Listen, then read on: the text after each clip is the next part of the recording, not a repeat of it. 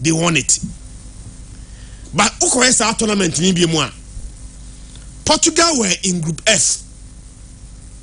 Meka Euro 2016. Their first game was against Iceland. Ombo 1-1. Portugal's second game was against Austria. And the Ombo 0-0. Portugal's third game in the group stage was against Hungary. And the Ombo 3-3. Cristiano Ronaldo ebo brace. And a nanny. Everybody can. So in the group stages, Portugal and win game. Omo draw omo games me ensani nyina. And a Portugal the wild card qualify. And so Euro 2016 na wild card na Portugal qualify impuno. And Slovakia enya 4 points. Republic of Ireland enya 4 points.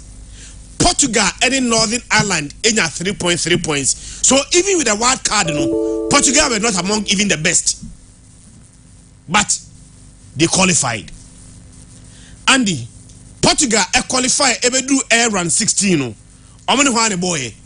Portugal played against Croatia. 1-0. But 1-0 it came after extra time. So within 90 minutes, Portugal and Croatia. You call extra time, and Andy Ricardo Quaresma. Go Edema Portugal. Amoshe Croatia 1-0. Their next game, Andy, that was quarter final. Portugal ebo Poland. Sa game me kaipa. As I me kase si akra no. A picture no mani so. Game ni pa 1-1. Portugal against Poland. Quarter-finals of Euro 2016. Game ni pie 1-1. I remember, say Abrante Feno Lewandowski and say first goal Edema Poland. And Renato Sanchez Ebeteka Edema Portugal and 1-1. Game ni travel to extra time. Portugal timia wini a penalties and Portugal winning 5-3 on penalties. Semi-final Andy and Portugal echi ways esho mo kaminua Omontibianti, Ronaldo, and Nani. And then in the final, again, they played against France. France were the favorite. 90 minutes 0-0.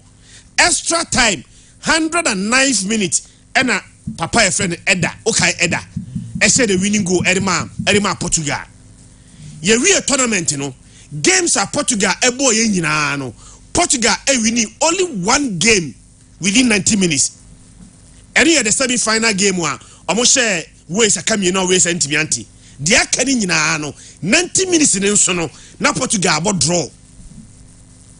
Bandy, as you speak now, FOB Hobey. Doesn't matter to anybody. Yeah, can't trophies are Ronaldo idea. But they won it. That is why I'm saying, sir, even though France, I have very disappointing. Ubisabia, teams are not. My expectation on them is so high. So much me BB or this tournament, not France ka home. But I'm gonna live up to expectation in terms of a play and kasa. But what matters most is that the here is 24 teams na ebebo the Euros no. Ya swani swama ebeka 4 teams na kano and the France ka home. So France can last for one. There's a possibility they can win it. As long as they are in it. And they can win it. Yeah. Say France a free one and Abaka say they were free one team, but they are in it. But Andy, the reality is say Nyamianum Ukraine. Say ye can't friend national team. Say about the European Championship. Now after 5 matches, France is yet to score a goal from open player. And are you not surprised? They are surprised in fact, in the history of the European Championship, Ebin see that. Set team B about semi-final. About 5 matches in the European Championship. Edu semi-final. Nasa team no say a goal from open play and the Ebin see that France and a record no. And for the first time, the French national team about a major tournament. As we speak now, semi-final, no go from open play. But the hallmark of on championship winning mentality ni say you must always find a way. Find a way, and that's what exactly the French are doing. Even though they are not playing to their optimum best, they are finding a way, granting results, and get you to the level of Marcus Ebesede Omoko. Andy, France for a lineup: Antoine Griezmann, Mbappe, Marcus Thuram, Bakola. Some players they lead the attack. They have been extremely ineffective. But Alex Ferguson Kasimbi or say attack will win you out games, but when them are titles, defense will win you titles. Yeah. The reason why France for attack are very ineffective, but Amuba semi-finals and they say 5 games are France have won, and the Moon 9 France akipu clean sheet, born to France net. And under normal circumstances, so we have France line up what. Baby, I think the France should be the attack. Because Mbappe a threat too. Because Mbappe at the just ended World Cup or hat-trick. Final. World Cup final against Argentina. Mbappe ebo hat-trick. Okay, Antoine Griezmann ball of Boma Atletico Madrid last season and the Ninja bad. Marcus Thuram at the Inter Milan Ag League. Dembele in the Champions League was not a bad player. Some players were in Akabomo as a uniter, and they are supposed to be the biggest threat. France air lineup and almost strength should be the attack. But unfortunately, France's best player is either a defensive midfielder in N'Golo Kante or their goalkeeper or a centre back. And the reason why they are in the semi-final, and they said they have played 5 matches. Of the 5 matches they have played, a Moon 9 ball on top France net. Even the only goal they conceded was against Poland, 1-1. That was a penalty from Lewandowski. So in as much as France for and say a goal from open play, no, Obiansu to me for ball and Tomo net from open play. They have conceded 1 goal. Lewandowski 1-1 against Poland. That was a penalty. Nti adi France air kwa ne se na me anum kweni a defense na France equal. But are you going to be this lucky when you meet Timwa? Or not bet me a punish you? And no Saliba was impressive. And again, the partner or then the boss center back. They've been good enough. Asking that Ometnia survive India. And that's the question. And that is the question. And that is the question you are asking. Against your next game is against Spain. So attack na Juma.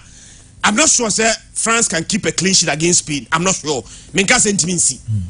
But and to say Besino, I am not sure. Say their next game against Spain, the French national team defense, ebetimi save womo. And their Spain be go. Say Spain say go there. Then the attack must come to the party and begin to click.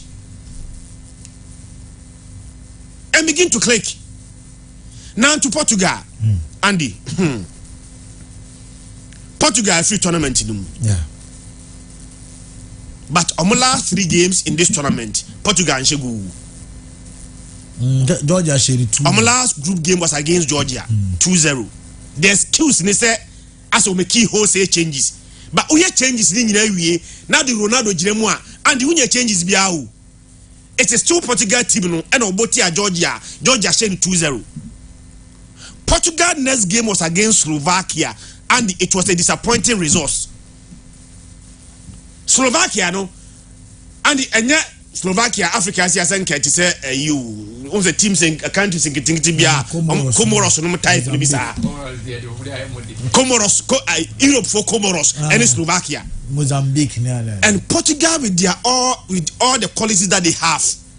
HDR Slovakia our run of 16 120 minutes Portugal and Timia Shegu 0-0.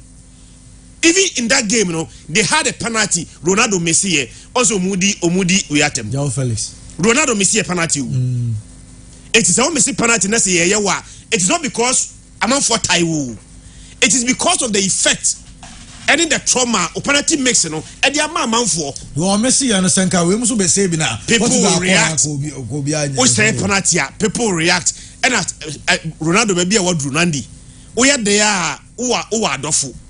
We are there so against for no so me see penalty against for agenda who agent. Set agenda and umbe trolly you. Enra one say penalty. Joao Felix. I'm for the what 55,000 comments. Their attacks are coming. And they are starting football it here. And against Slovakia, Ronaldo missed a penalty, but he was saved by their goalkeeper. Yeah. All I'm saying in the history of the Euros, there is no goalkeeper was able 3 penalties. In the game. And Diego Costa in that game, is able 3 penalties during the shootout. Save Ronaldo, save Portugal, but again against Slovakia, against Georgia. Look at 2 games never know. Georgia and your big team bia. Georgia first time Obo Euros in the Omo be that the first time in the and Ronaldo and Portugal played against Georgia. Go. Their next game was against Slovakia. A manageable sa game way under normal circumstances. So Portugal for strength and almost start now and can 3-0 up for Portugal. Portugal should be Slovakia 3-0. Any question game no call extra time. Echo 120 minutes. That game will be decided on penalties. But once you go, but again, the end justified the means. Portugal qualified. Or qualify we know. Enra he played against France 90 minutes or Mansan Shegu. So 3 games of Portugal Eddie Kofi Nano. Portugal and Timmy and Shegu. Baby Ronaldo do no Andy. Obian Tai Ronaldo. Min Timin Patasi PFM Dawimu. And Tai Ubi Abobra to say Ronaldo. But who your coach? Now Ubo Ronaldo in 120 minutes in 2 consecutive matches. You are doing a disservice to the player.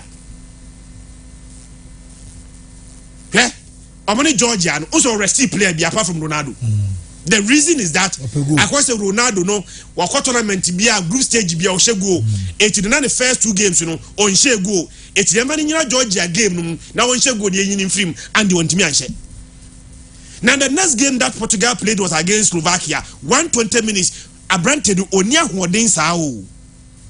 Ronaldo played 120 minutes against Slovakia. The next game against France, 120 minutes. 120 minutes. And I have very difficult tournament for Ronaldo. Very. Difficult tournament. Very. Yen tum. Say Ronaldo na edim no. And then Ronaldo tournament aboba eni. Andy, the woman here. For the first time in Euros way, Ronaldo 11th major tournament. Tournament Ronaldo and the Abobrau. Say Obo major tournament in 11. For the first time, Ronaldo and she go in a major tournament for the first time. Since we started in a major tournament, every single tournament Ronaldo will score a goal. And for the first time in his career, 11th tournament, Ronaldo and Timmy and Shegu in this Euros. Again, the last time Ronaldo actually open play goal, and I mean can't say Oshe goal. Me see a goal from open play, Euro 2020. The last World Cup, Oshe goal. Unso Shetia Ghana, ne penalty. That was the only goal Oshe. Oshe go in that penalty no, and the Unim said, "Our next game was round 16 against Switzerland. Almost 6-1. Ronaldo and Shebio. The only goal Ronaldo scored at the just ended World Cup no, was that penalty against Ghana. Round 16, almost Switzerland 6-1. Goncalo Ramos. What's a game no? And a coach benching Ronaldo. Emma Goncalo Ramos bobo hat-trick. Pepe Shego. Rafael Egulero Eshego and Rafael Leo Edibako Kahun. Their next game at the World Cup and the quarterfinals to Morocco, they lost 1-0 to Morocco. So at the World Cup, Ronaldo scored a goal, but it was not from open play, penalty. The last time he scored a goal from open play, way back in 2020. Ronaldo comes to this tournament. Ronaldo cannot carry a team anymore. It is a team that must carry him. Yeah, that's true. Ronaldo level now what Bruno. He used to carry a team, but see idea. 10 years ago, on a carry team, on a bona mumudi na chiu. But I do stage ya, a set team and a carry Ronaldo. Ronaldo ha about a tournament to ya. Andy player about more shot to pay Ronaldo 23 shots at this Euros, no goal, more than any other player. 23 shots, no goal. 10 years ago, meaning maybe coach ewo Gideon Ronaldo more to the point say ye nyini film on starting game free kick biaba on last game no against Slovakia no Ronaldo bo ebo 3 free kick be boa and mienu me na me Ronaldo anke mebo baby ekoto ye ne de e Ronaldo territory back he forced a save from the goalkeeper. The second one no and me say bar no by just inches, but the third one no we share World Cup to Uruguay. Diego Forlan this share no. Sa position there. Ronaldo should have no kwase no kobosa kiki no. Esen ko bi ball. Na Ronaldo jina box ma so no oye powerful in the air. Na ka ball na ba na Ronaldo apem. But even baby a ball no kotoya na enye the territory no. Ronaldo still wanted to play that free kick no. And to me I say and not the same thing. Free kick ba no akobo. Also opeso ye. He want to do something. He wanted opeso ye. But who soon pe o. But honam na kura Ronaldo by this time no. Entimin carry a team. It is the team that must rather carry Ronaldo. And we are disappointed in Ronaldo any Portugal nyina no. Team na SNK carry Ronaldo no. And so disappointed team nyina. Andy, so what team? Enra Pepe 41 years. Enra Andy also o make a mistake bi. Esa make a quick recovery. Esa be block ball no. Andy Ruben Dias, Joao Cancelo, Vitina, Pahina, Bruno Fernandes, Bernardo Silva, Rafael Leao. Say Ronaldo crying to me and back to the party. This is quality enough to be able to carry Ronaldo in this Euros. So my main disappointment CR7 because no the obetimi aye and woye no wa boni ball na wie. Omo aka ese omo boa e carry Ronaldo eboa no etimi propelling no so a Andy omo so disappointed. Rafael Leao, Bruno Fernandes Andy this tournament no so players they disappoint here. He's one of them. Bernardo Silva na ye nim no ewo Man City no. It's not the same Bernardo Silva we saw at the Euros. Rafael Leao crowd Andy was born kwa man start. The coach in the camp will be Diego Jota and so and the Oba are very effective, but Diego Jota will not also start. So Ubo game na mfinfin or Pahina or Bruno Fernandes or Vitina, you should be able to control the game. You should be able to do that. And lessons must be learned from this. Okay. Me sure say Ronaldo can say the last Euros in ye. But the last Euros now Ronaldo say no up legacy. Say at least every tournament be our boy biano. Otimi the ball twat them. Say legacy no. Ronaldo ntimi ansanka. Me I'm not so much disappointed in him.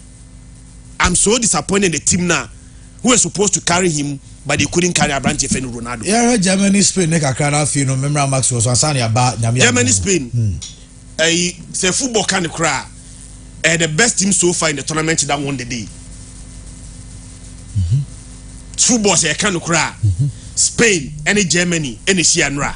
Germany a host. Spain, Ekobo as Hoho. Germany able fee. But tournament na ye bono. Team na teams na boni nyina no. The best team Enra and we need the day no. Before say Enra omobobo game no. So tie Joshua Kimmich a statement no. Or say Spain has been the most impressive team so far in this tournament. Medica can say Spain born no mo bono. Ye best at Euros no. Maso obi anfo man kan say mo your favorite o. But yesterday na ye bona no bona Spain e bono. Saudi Spain can favorite no. Spain the last time of back tournament or winning the first 3 matches in the group stages 2008 they won the tournament. They won it before Enra game no. Now Spain about 4 matches no and did not winning all those 4 matches. Ball back up na to Spain net. Even that ball net to Spain net no. Na e ongo. Obi antimi fa ball into Spain net. So they were the best team so far before say Umbesia Germany. Adia Germany betimi taking consolation from this say Usha Germany recent a tournament and I think that this one has been a bit of an improvement. Andy 4 years ago Euro 2020 and for no free mu Andy round 16 England and show 2-0 this time we doing quarter final. The last Euros round 16 England is 2-0 to make it progress. the last two World Cup 2018 2022 Nina Germany film group stage 2018 no Oba as defending champion no and film group stage. The next World Cup now Ghana film group stage you know Germany is the same film group stage. And in between that 2 World Cups, you know, Germany and heavier defeat. Oh, among for a follow international football. Germany heavier defeat Spain at the moment. 17th November 2020. Oh, the Nations League. Spain Germany 6-0. 17th November 2020. Spain Germany 6-0. That was their heavier defeat. And the same Spain now was share Germany 6-0 no. And they share the same Germany and we gave the pie 1-1 in 90 minutes. Are they not making progress? So we had the last Euros and now the last tournament at Germany bo. Any on the last meeting we share Spain almost 6-0 ni dia. Now we share the same Spain team no. Now they bo 1-1 at least you are making progress. And I think they can take consolation from that. Again, Germany for here team now. There are youngsters coming up. And Florian Wirtz almost made a difference.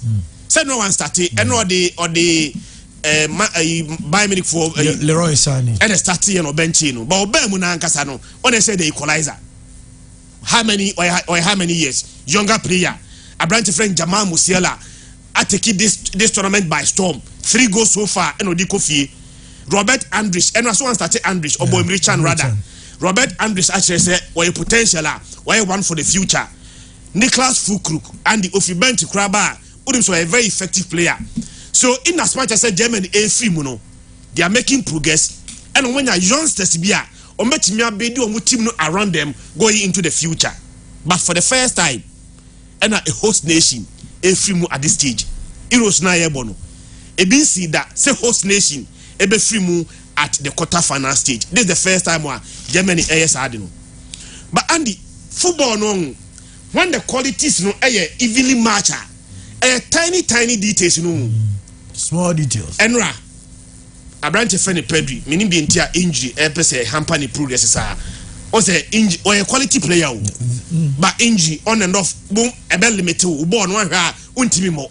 There are several players and they now more enough talent. But injury any room career. Ebi na to Pedri no. But Pedri injury no, a blessing in disguise. Pedri film no wan by Dani Olmo and the Yensan ko ego ni bim.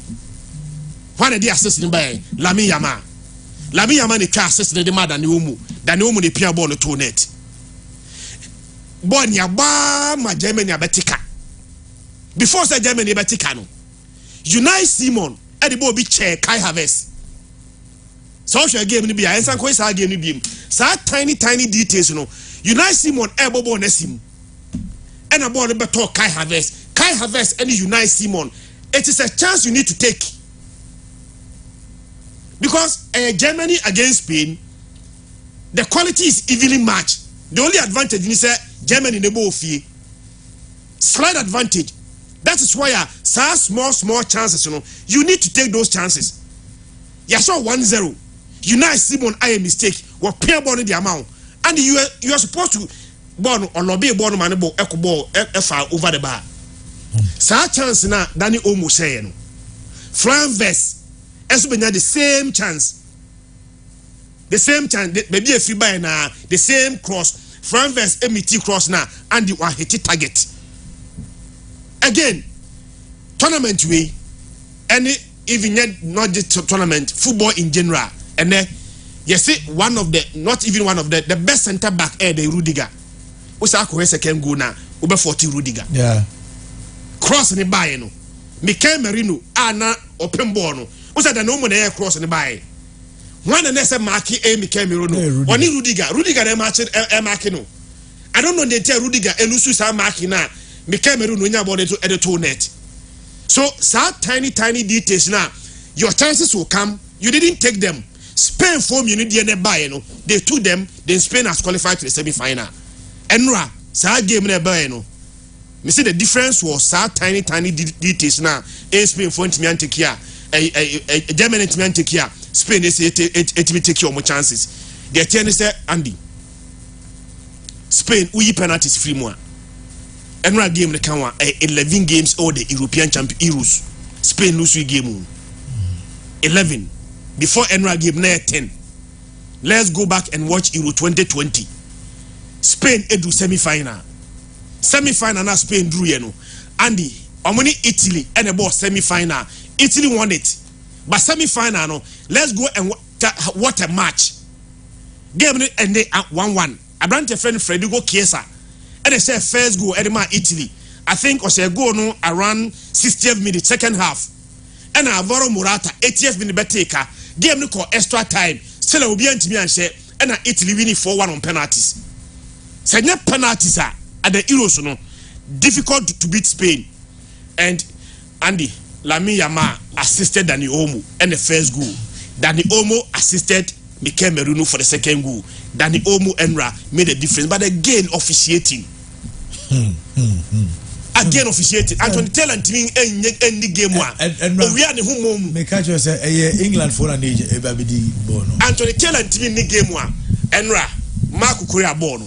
There is no way on team can say any penalty. That was a penalty. Complete penalty. And Tony Cruz on sono. Ni kwa senku we game no. Tony Cruz should have been sent off. Enti officiating play a part. But untimin ka say e officiating into na Spain winning you. Because enka officiating e fair. And Tony Cruz free mu edi red card. And enka oje penalty ni the man one. And can Spain be numerical advantage. Could have been anything. And could have been anything. Oh, she game na time details kitin na no. And make the difference and why Germany team free. But I think on betimi build upon sa the omonya no. Nkura no omonya na. Omo future near bright no. Coach no so a very younger coach. Me sure say ebi on betimi ma no. They should not be disappointed. Say yako tournament ye hosti ya ntimi anyi. The last time they won this Euros no, way back 1996. Since then, England, Germany team in Yibium. I don't offer a young coach, Andy. They should give Papano time. So the first tournament in year, mistakes will be made. He will learn from it and improve going forward. Why when I would the disappointment? Ekosakeno, and the new coach bar, and the next I say rebuilding almost every day, every now. You understand it? So they should have a belief in the team, believe in the coach, give the coach time. Now coach didn't mean Juma. Generally, I think the best team so far in the tournament, and I progress to the semi-final. And to a large extent, Spain for winning tournament now, I will not be surprised. They've done so well so far in the tournament. Matemira Sisa Christian Redusay and now what's in Can Maxwell, Nana Asian and Swatana Mamma Maxwell when games no, and San and Nadia Yababe Shena Yatuaso. As Spain are through and France are also through two teams in Asia, but Yara and Ra Diana working perfectly for Spain in qualifying over Germany and Diana working also for France our Musunya qualification over the Portuguese national team. Well Clifford Cheva was it not just Madobe State to 2026. Now Clifford on my message. For me, make a chance say best Germany for an frame. Friday no said Thursday no catch me say tournament to host the BM frame that stadium so on fan tune baby. Born in Germany. Said Germany 2010 as I saw more semi-final World Cup near Koji. But what I say now some na make kana na modest rema monsreo. Now say me start asem sa we are the best we who are da me say Lamine Yamal ni Nico Williams no but you tie me. And the one I make catch around. Born or more born say Nico Williams Beckham. Na Lamine Yamal faha Nico Williams faha. Na Robert Lewandowski efe ni mwa. Team biu. Ode see ya. Na so one team na American. Come on, bra. Na Mbappe so dey born or born. There be I saw lift up in the game. He really needs to lift up his game because he's a huge player. He's a total player. If he say Ronaldo and Messi exit, I say Christian football means Mbappe will take the spotlight. And I'm like, okay, Jude Bellingham money. Your friend is saying very short more they are playing with the attack, but I think say only Harry Kane. Well, I think say they will be at a different level until on Pejani Monibo. Andy, France agye World Cup twice. Wagye the Euro no twice. FIFA Confederations Cup twice. And the Nations League twice. Of course, the first Confederations Cup was the Copa Trophy or something. That was the tournament here. They changing the back Confederation, so they've won it. So it's a national team of more 7 titles. It means that they are very, very successful when it comes to football. But don't be surprised, because way back in 1930, France echoed the 4 European nations are equal World Cup first one. So what it means is that almost 30 years at and then this will have France and Gasa generation will be 3.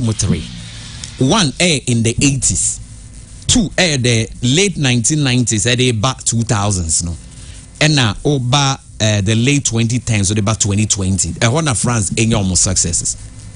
Now check this one out. In 1984, now Michel Francois Platini in a leader. Platini had Ballon d'Or 3 times. Don't forget. So a natural level at that time, level and all. Only say football your 10 be agree say your friend the Platinian distance. That is free kick, you know. E be to ani atuni Platinian distance and your muscle per panyan. E say. So only Alain Jerez when he did the friend the Magic Square, no. They hosted a Euro in 84 and won it. In that 84, they knocked out Portugal. Now, over late 90s, about 2000, the team was led by Zinedine Zidane, 3-time FIFA Player of the Year. Of course, another generation, I know more strong. And Zidane, so yeah, they won the World Cup in 98, they won the Euro in 2000, and also won the Confederations Cup. Of course, the likes of Thierry Henry, more Robert Pires, more Laurent Blanc, and it's Trezeguet, Moni Adi now were there, but they had a very solid team.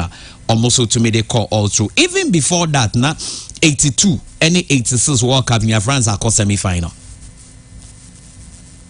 Now the other tone change. Over 2010s, 16 ever. I say, in recent times, almost all the major tournaments of France can be a France konenim. Meboa. Euro 2016 they lost as host to Portugal. Now they came to win the World Cup in 2018, if I'm right, Mewa. 2022 World Cup, they were in the final. And this time, where are they? Semi-final. Bam. There is this record that anytime Portugal and France meet at the Euros, no, what be Union Kwefu na OJ tournament? And fine chain. But I feel you know to say last season, I make us say Guardiola in the city now. In Kamekacho Streets, Arsenal and Belgian League. And it's really happened that it was Guardiola and City that only prevent either than that there is no way Arsenal will be stopped. NT, maybe Spain, Tuesday, I support Spain, but I feel like those two teams, you know, they have what it takes. France and say your mind beer and the unproduced players. At the time, beer on team was to be more players. Because France team, make a under 23 team, no money so big Uzbekistan air friendly. And I'm going to say Michael Olise money Sabo is singing Alexander Lacazette Cromwood now can say or more 3/8 play. Players a good honor. You'll be senior national team. Lacazette so in a very good season. Only say Munina or good team no. So like also be say Platini, Raymond Kopa. You check Real Madrid and what Raymond Kopa did. Now watch Just Fontaine. What be Jean-Pierre Papin. No Harry Cantona, Nicolas Anelka. What if Anelka crowd and said that I'm Bobby Brahma France? If Mokas or Ambo Fran Nasati, but it's not true, he played. I think in the Confederation and the Euro, no, not account. But one said down Money Bebre said David Ginola, one said down Money Bebre. And Alain Giresse was one of the best players. Our coach, coaching Mali some time ago. Very good player. And no free who was Zidane, who was Henry, who was Trezeguet, who was Laurent Blanc, Robert Pires, Yuri Sagnon, Yuri Jorkai. They be Albert boss awunwe Makalele munina akra mai. Now currently yansan we are say France players or more. It's me the France that think that they need to even win more than what they've been winning. And so France or most of the players no one from the African continent. Because of the nations no rule law, Africans now you good they will take you. Then Oko Guadeloupe and Martinique. Ehona Abidal, Mekra Abidal Kramen Kanasem. Any your friend is a Tura money adding nano. Any Henry Muni adding in answer a free but New Caledonia, the Reunion Island and Mayotte. These islands are Africa as by France for overseas your friend is saying territory. mutumi sunya bi so the friend Guyana nti omo no baby omo select on players ni free and the way the people settle there no in any tournament biano don't joke with France. Portugal the underhead now we'll talk about Cristiano Ronaldo influence. This is how Portugal football is all about. One, in 1966 in England, when England won the World Cup, Portugal placed third ever World Cup no. At that time they were led by Eusebio da Silva Ferreira. Eusebio was born in Mozambique, black man, but Okoboma Portugal mudi third. A free one, Portugal to mean replicate Sardian. But of course, our semi-final, their Portugal draw, which they placed fourth. But third, no, to mean replicate. Eusebio was the Ballon d'Or winner. He was leading the team. Now, Portugal to me make it serious in cases until 1984. In 1984, America says, "Omone France no." But what I say, Euros they were in the semi-final. France, you are now Portugal, your golden generation, the first one, golden generation. They to me about 1, 2, 3, 4, even to infinity. It depends on what like the kind of players and everything they have. And they were led by Luis Figo, Ballon d'Or winner, and also FIFA Player of the Year winner. And who said Figo, a generation no. In 2006, they were in the semi-final. They placed fourth. 2004 Euros, and a World Cup. 2004 Euros, they placed second. And 2020, they were in the semis. But what I say, because 2004, no, Hona, your friend said Greece. It will be Portugal. Of course, not Figo more time na end, but now it was that generation. That's what they did. So the next generation was that of Cristiano Ronaldo, 5 times Ballon d'Or winner. 5-time FIFA Player of the Year winner, the player with most goals in association football. And what happened in 2016? They won the Euros at the expense of France. And then Chris and Air may elaborate. Then it is not only the Euros; they also won the Nations League. So okay, Enti Ronaldo era no. And no mutuminya trophy. Edma Portugal do Monsanto trophy. We said this is trophy. They won the Euro and also won the Nations League. But for me, you can't attribute all that to Ronaldo alone. That would be unfair.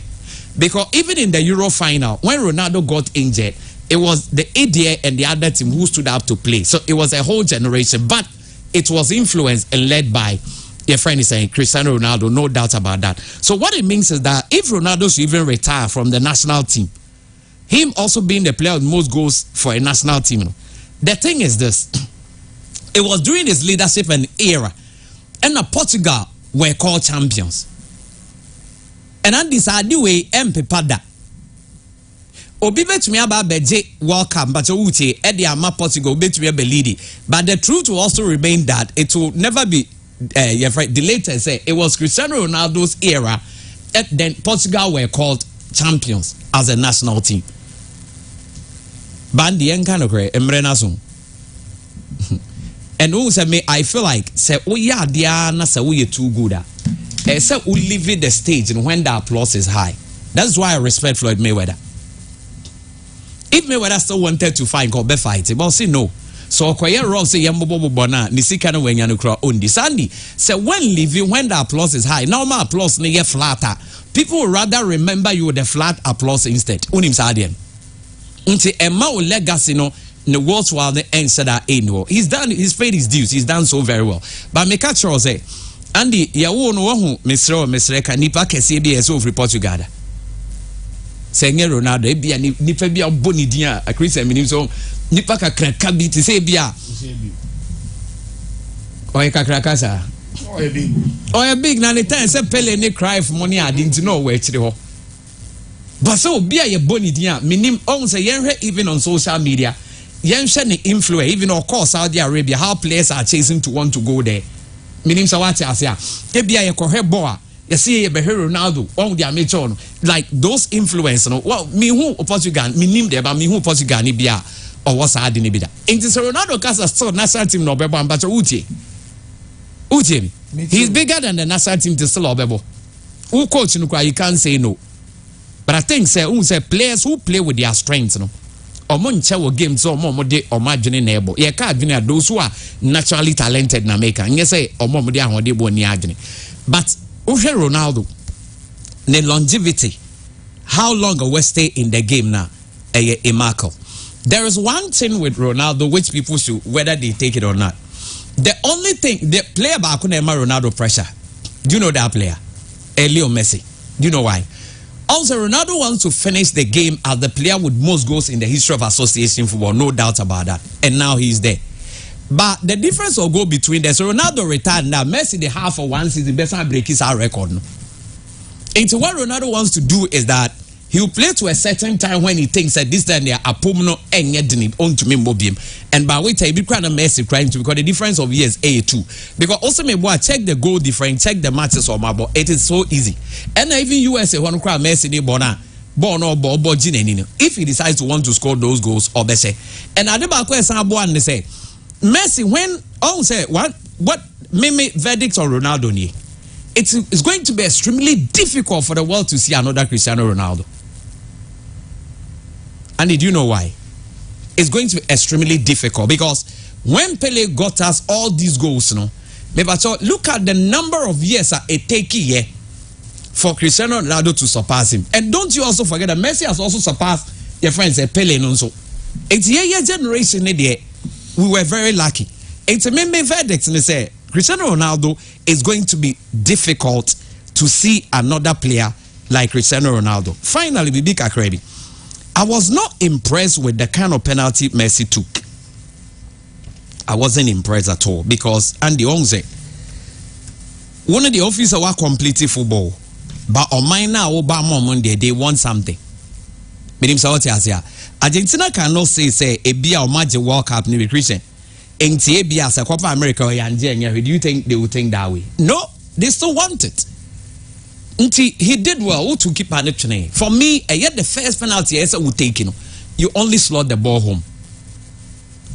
Yes, he's been doing it, but I think they drew baby sadini here. And let me also take a lesson. Nipa bia Andy. Senyami o shirawa, say nyangopo bia hu nyameda. And na unhu that say bia ya ebeko heaven. Men frɛ ma nka mase. Enti de etne say nyame be shirawa de fa nipa so. This is what people should understand. Enti ma mincha Reverend Felix Kese no to me for say nipa wo nyame anim adom kra say wo nya nipa so anim adom. Yes, I'll be to me nya nyame anim adom so unko baabia. Andy, what is the point? Time na Emiliano Martinez keep answers ani e friend. Emma no so wo de to Messi. One would to Messi. Okay, keep my friend Franco Amani. Hey, right, Argentina. Oh, Massa. Okay, he going. Okay, Aguero. It is not that they were not big, but no one Messi, destiny helpers. Ain't he omutu me Triana Aguero my bones so no more di Messi at them. But Emi Martinez buying or ye Messi help and what is going. Say Messi cry ya Emi will stand in and protect him. It's a Messi say so we in the ball so pesca be and idea be a some bopa no the check and Emi Martinez is all ya be man. I'm telling you. Because all check or no so the influence with team no more. Andy has been very great. I think like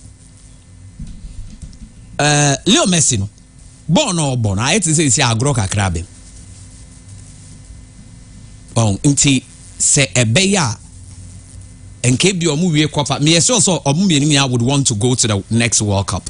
And I'm looking for a SNKB after that World Cup, and in case some of the body the reason Uncle for Messi say penalty bank, people were not talking. I don't know Ronaldo say penalty. The difference is that Messi has completed football. He has completed football. You see, he doesn't have anything else to like baby because Mikra, I even said on it, I don't believe that Messi will even win a title. Yes, he won the World Cup. He's won the Copa and he's won the Super Cup with the Europeans. And it's looking like Andy finally, when Messi was young leading Barcelona was unstoppable in the world. Messi and Argentina is still team no leader. Argentina is still the best national team in the world. And the difference is that because or both general play or yet like dexterity, like I said, or a versatile, it is a goal and or the pass beba system or the way beba and no so the game no or no managing the game to an extent that almost say bobo into America 19 or 90. So when he gets the ball he pushes through. So I feel like omunyina no so kwa this team can still follow. Say they are Pele call say ball and free. Maradona call say ball and free. Zidane ne Ronaldo senior so omukoi Ronaldinho koi say ball inferior saa so na omo so twa omo ho a ball inferior but the difference is that ball no besesa and this one with their major on and quiet to say omo their style no is going to also change to another one so I think that they've really paid their dues and we are lucky to have got them but I think Ronaldo there me looking at Portugal quality omukutano I think so Ronaldo should retire because quality at Portugal what they still can play now João Felix say Barca for apam ebi mo say or Barca Santino shared that cause a penalty na onye Barca player by apam no Atletico Madrid player by apam no so Atletico so ne Real Madrid so fight say na after so dia na say Toni Kroos so share no so kupra Pedri so no so share so one say a wa retire no Pedri mo no Lamine Yamal ne Nico Williams no on be ha mo nche so prawe Christian, you're no matches. No quick one. England and Switzerland. England abo 4 matches. None of them are convincing. Meaning, say England game be abo convincing one. 4 matches so far into the Euros. None of the games are England abo convincing. And they are playing against Switzerland, and they are stubborn. Switzerland quality, and almost well organized. Only sa team neighbor Andy one shot luck will not save you. Only Switzerland neighbor in this Euros now, luck may not save you. So here Euros we are. Switzerland remain unbeaten. Obian team in and Obian Switzerland Obian no. The first game this tournament was against Hungary, almost 3-1. Second game was against Scotland and the 1-1. Our third game was against Germany, the host nation. Germany above full strength and rested players biya. And you say no, Ter Stegen say Ojai national team leader. Germany are winning first 2 games a week. We qualify we. Third game no so na coach aside Manuel Neuer aside them ama Ter Stegen tinchen. Many Ter Stegen na national team come retire. I don't know na the last tournament in NT. Dabi we qualify we give them Ter Stegen medabi. No Manuel Neuer them start 11 players let's start your first 2 na and of start the ball their third game against Switzerland and the Germany at full strength at home could not beat Switzerland game the pie 1-1 and it's no so against Switzerland and the Switzerland there but you should not underrate them teams now about this Euros now see ranking per order. They were disappointed by France or Portugal, but they were disappointed by England. Among one game I convincing. At least Germany first game was against Scotland was 5-1. You have one convincing performance from Germany. But England 4 games now none of them are convincing. In fact, they are bufu. A tia man for GD so cry back from no. Was their last game against was it Slovakia? England fair shot on target. Slovakia they say first goal. England they were almost going out of the tournament. Their fair shot on target about 90 plus 5 against Slovakia. Now England about 90 plus 5 minutes. No more a shot on target. Their fair shot on target. Any good now Jude Bellingham share individual brilliance. Bicycle kicking. Yes. That bicycle kick was the first shot on target by this English national team against Slovakia. Now about 90 minutes, referee the 6 minutes the 12 minutes, and it's a referee the 3 minutes the 2 swa. Can England free mu? Can England free mu? Their second shot on target, 52 seconds into the extra time. Was a game the pie 1-1. You started extra time now. 52 seconds later. And a hurricane, and as I bonnet to neta, almost 2-0. And 2-1. 120 minutes of football against Slovakia. The English national team had only 2 shots on target. Eventually, they scored from all 2 shots on target. Again, Andy. Only say after England, a video on first game against Serbia on match day 1. England a winning game in 90 minutes. England eba Euros no. Their first game was against Serbia. ɛne kwa sɛ Judia ne ɛhyɛ go ne ma ɛde mo mu ɛna mo hyɛ Serbia 1-0 ɔmo hyɛ Serbia 1-0 ni wie no all other games 3 other games ɛtoa so de nyinaa no and the England entimi enwini any of those games in 90 minutes but the advantage is that okay you are playing against Switzerland since I bought World Cup ni wie no Switzerland abo 18 matches after the World Cup 2022 World Cup no yebo wie no Switzerland abo 18 matches of those 18 matches no Andy onim say omolusu only one pay one omolusu ye no na ye Euro 2024 year qualifier and omolusu 1-0 to Romania so 18 matches obi antimi say omolusu ba kope that was against Romania but history England afa say England and Switzerland Asia at any level in Switzerland betimi say England in fact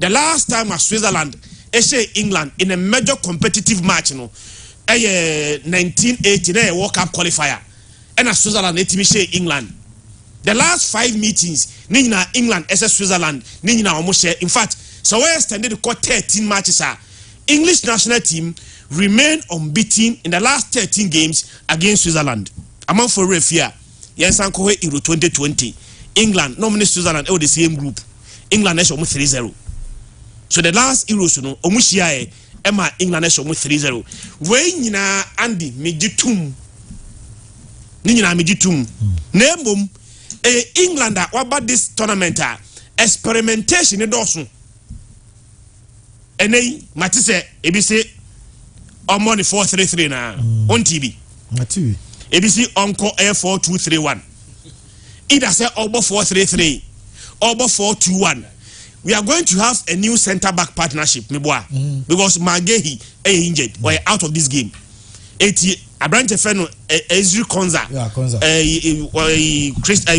Ezri Konza for Aston Villa for center back no and only John Stone ebe partner at the new center back partnership. You almost almost back 3P left back now all bono Andy Mfau also look sure back are available una ye look sure and now na ye coach now look sure I injured for 5 months look sure they can say no o say ene ono magina a game against Switzerland at this stage you know look sure epra akotena fie busumi num omo border and if you're a coach are you going to throw look sure into a game against Switzerland at this game knowing very well say we're 5 months of football idea coach in again Andy a man for say also omone Slovakia no it got to a point or the Bukayo Saka eba left wing back and or the Kopama echo the right wing a man for say no one sounds Bukayo Saka as a left wing back Kopama as a right winger the tinkering of the English national team is far too much. Go for confuse coach there mbien was say confuse wajuma you do wajuma party unmajuma bi kire wajuma ene me battle back wa me pa hwe pa Declan Rice Granit Xhaka battle no mfimfi ho onum say Granit Xhaka Declan Rice Granit Xhaka replacement to Arsenal on a free Arsenal Arsenal kofa Declan Rice be share na nemu obai wa ye adwuma ni yi but baller Granit Xhaka able this Euros any baller Obama Bayer Leverkusen or the just ended season no Andy I still don't understand why Arsenal let him go so the battle between Granit Xhaka and a branch FN Declan Rice a very interesting battle and the yeka say menya so say obetimi akatawani aye England for lineup me boa untimi sisia de untimi but okatawani a obetimi aye so follow the Euros na okatawani a onim say Switzerland Andy ho na edem enya Yansoma over Donald Pickford any day even keeper na on bench edema Switzerland no Gregor Kobel over Jordan Pickford any day Yansoma on boss three back no mo bono akanji Nigerian finfin on the left side Fabian Shaw of Newcastle on the right side Ricardo Rodriguez and the above 4 in the middle but me no Nigerian finfin no branch fan Remy Flora on the branch fan Granit Xhaka na ebo finfin no Nandi no abo Ruben Vargas any Ndoye behind Brel Mbolo ana Nana Kwajo Dia. Oh man, Nana account. Oh, Kwajo Dia, the ultimate more Kwajo Dia, sir. Nana said the Nana so Kwajo Dia so. Ukatawania, what me your line up no so simple. And the border machine. Any tournament na ya boni die. Say England form no Monday ban the same way. Bibiansi na born England ebo against Slovakia, then no against Switzerland. England beba fine. A bold statement. England talented here, but as a unit, born no more born. Slovakia, actually say, expose you. Switzerland actually say they have what it takes to beat this English national team as a unit. Unless of course BBSC, then the England for na ba na mama a grade A game, one convincing game, no more convincing obia. Until that happens there, truth be told, born a match, England dia na match, me Messi England game bia, me Messi Switzerland game bia, born a match ni there. Sa board in the ba ne game ni dia. The English are coming home today. It's coming home, no. It's coming home. Will come home today. But the last game is also when I'm coming back. So last game, no. Netherlands Turkey for no stubborn. Omo stubborn. Omo san kwada mienu bia. Omo the only team. Omo edemu 2 youngsters in their lineup. Omo ne ball wings no. Magic player no. And omo yield this be also bought the other wings no. Yeah. Other Guliane Yildiz. Omo ya youngsters nkwada o. And omo de omo gu France no so a akwa Spain there na Nico Williams and Lamine Yamal and they come with a pace. But Netherlands are quality. And I think says Netherlands boy against Turkey at this stage. Next one to me and Turkey and you month from there. Then I don't know any time I'll be qualified to the semi-finals of the Euros. And the game no against Turkey I dear. But I think say and Turkey for last stop. Max what the game no kakra mama na England ni Switzerland. No say Christian England so what you know answer sa Aromayone. I am munyabo chairman. The pressure na my England for 2 months. One more pressure. Mon count. Omo England for bomb Ghana cry my England pressure. England so pressure. Edru German omo te. Debbie sa pressure obi one pressure. Omo former players no. Sa Rio Ferdinand and Paul Scholes mo no Gary Neville mo kasa. Enro hu de Rio Ferdinand Zabeka. So man start ko bi menu a obepa kene niam free. Pressure no started wo ho a Baha na so ho cry there more because why am I saying that? Uhe Yura Mbappe mbohe obianka meboa. But Vinicius ambo kakra bi wo Copa America. Hey, na mo man pressure adentia. Until sometimes we are not also being fair to the English. Because me the Amnesia Christian, I think in 1990 World Cup and England called semi-final meboa. Paul Gascoigne money adi. If you are bad, me reading who say England ako tournament abobo bia ehu sentiment mu ase kakre o. The last Euros in the some final na say ball na enye hu sa. Reason means what me say ball na enye hu say they Spain for boni bi. England for mo sa ball no. It doesn't matter how they do our club, they won't play that game. Yembonko ya. Nansa kwa na ma tournament kwa mo ya there because before that Omukofa Capello, no mfi say coaches nenge omufa away. It was the same thing. England was the teamer or bought tournament. Or your friend saying David Beckham on the right, Paul Scholes on the left, or Gerrard and Lampard, John Terry, Sol Campbell. At some time Ashley Cole still born in fact, Emil Husky, Nimu, Sir Robbie Fowler, in fact, Michael Owen, in fact, England for ya. Normal goalkeeper, maybe a David Disaster James Edem. David Seaman, almost say David Seaman so ever. So as the goalkeeper say David Raya me boy. It's name so much means the league. Almost say Bible David Noye warrior fighter and to conquer almost go fight David. For Cheba for say England are the only superpower won to win Euros. Omunji Euros ni bida. It might be so much, but the truth is this: at least they've been to the final. No, so in your bad when would they amateur? At least they've been to the final Italy, so you're more frame. And Going England. to the final, no trophy. Oh, now say it's an active. None is a Ghana from Munya Bobo. Say 40 and you're most one half conda. So they be a one who Ghana for. Oh, say one Ghana for is by 40 years one half for year could be also we favorite. Me tea, boss me tea. In 40 years, agreed. But you're 4. Yeah, GB. England for more say. And the Munjai boy more for say in that tournament. Yeah, J4, no beyond J4, and then be a better. But yeah, GB.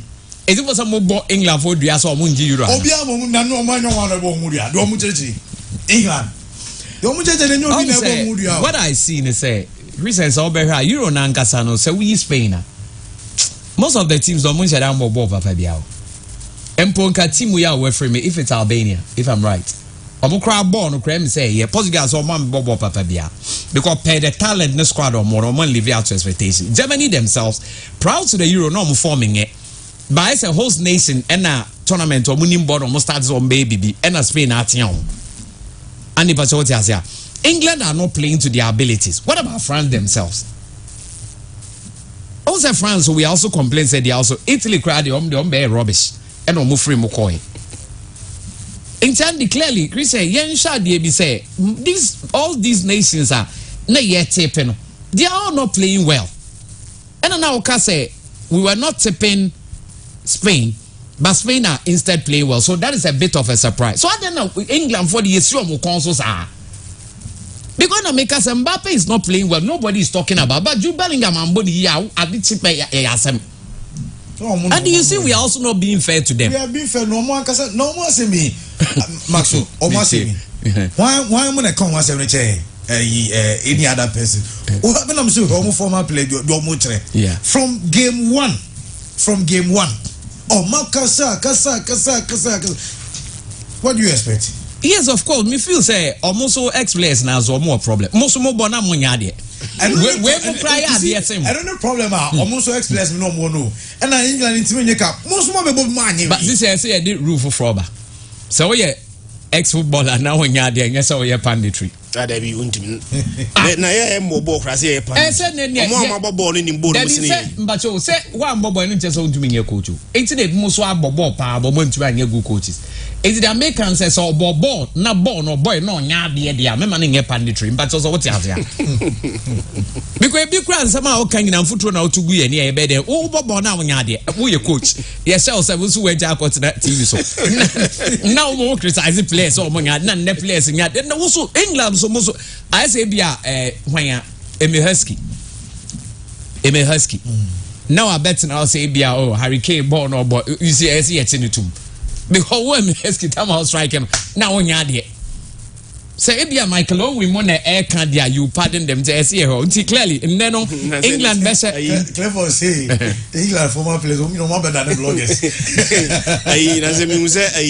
No more I was only Premier League season now. Yeah, no more said that a highlight key moment and Omufa Emi Martinez a highlight ne saves ne the best moment. Don't even know your discussions, you know. David James disaster. Disaster James. Oh no, now goalkeeping. David James. Also proud to what would say we are sitting.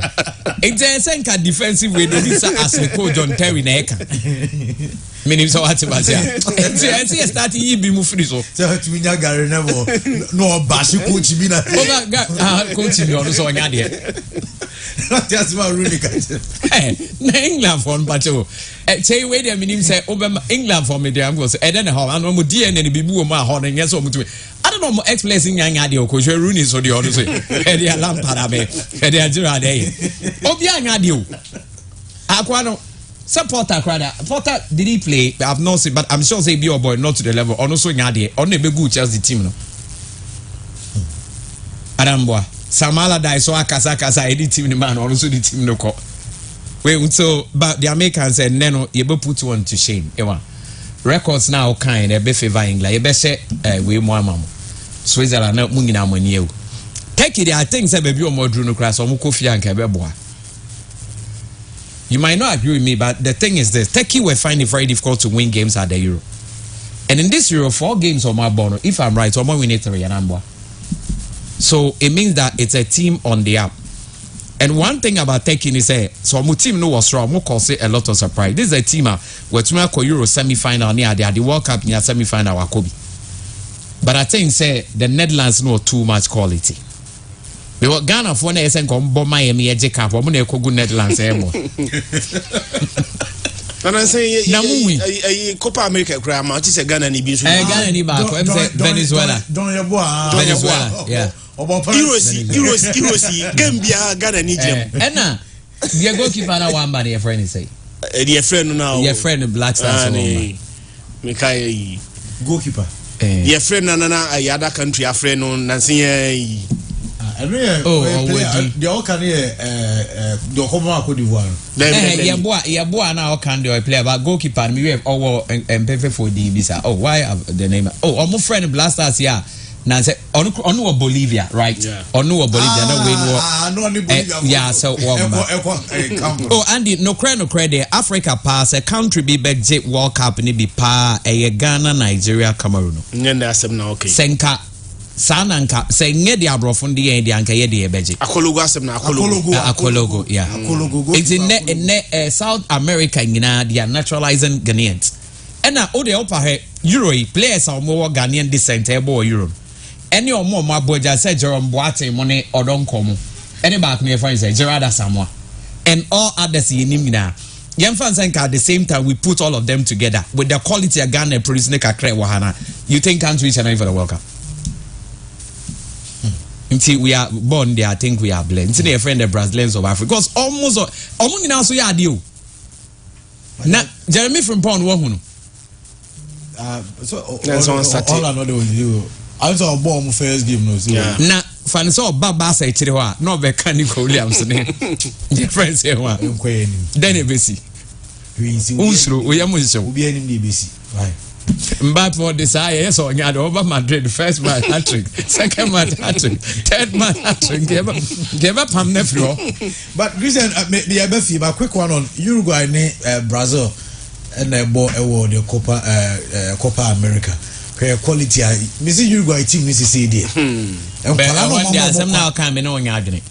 Okay, say Uruguay favorite on tournament Argentina, monsieur. No, the best national team in the world champions. Hey, defending champions, David. We are Argentina na ye favorite. Ebi on better so 2 and 3. So Uruguay and so one of the favorites. And the other one I can't with the name Matthias. But favorite the Argentina. So one of their favorite there because Argentina are the world champions. They are also the defending champions and they are also the strongest national team in the world. And they've not still lost a game proud to this stage. Oh, Messi is our home. Lautaro Martinez. Since you're almost the best player of the tournament. So you see the difference. When Messi is not performing, the others no air carry no. Yes. That is why I'm here disappointed in Portugal. Say other team no, other players no, and Jimmy carry Ronaldo throughout this tournament. Just prediction. Uruguay win. Yeah, born a Uruguay. Maswo. Who dem Jude ebe score saying go last. Oh, me just win. Me share born a Uruguay for bona. 2-0. Brazil no utini omutini Vinicius, utra Vinicius tini free one more. Brazil team na kanu. Omo last game class we the ball free kick share Rafinha. And then mom side drive the ball no to net. So we Vinicius. Ebi obetimi Brazil team mu or other generations and I know circumstances Brazil team they bought this Copa America no 10 years ago na Brazil 13 ebi a keeper no so betimi and to a large extent their goalkeeper apart from that all others will not enter Brazil starting 11 by 10 years ago standard not drop it and a Uruguay for no coach na nya didi o edim penifo na tena nchen na odem kwada na omo energetic na ebobo no and that winniness in the Andy Liverpool for ntunufo so Barca fan sa ball na all boma Uruguay no so oba no mo the same ball na Liverpool season na ye be start na they need to question ebia no aheda as ya won pan here and all go sa oba Liverpool na de bia BYT ni meko oba Liverpool pa dia mesi mark way fans no oya dia be queen din fatana eya kono oya one of the reasons in here Liverpool went challenging for the Premier League title. Open players and may say big chances pa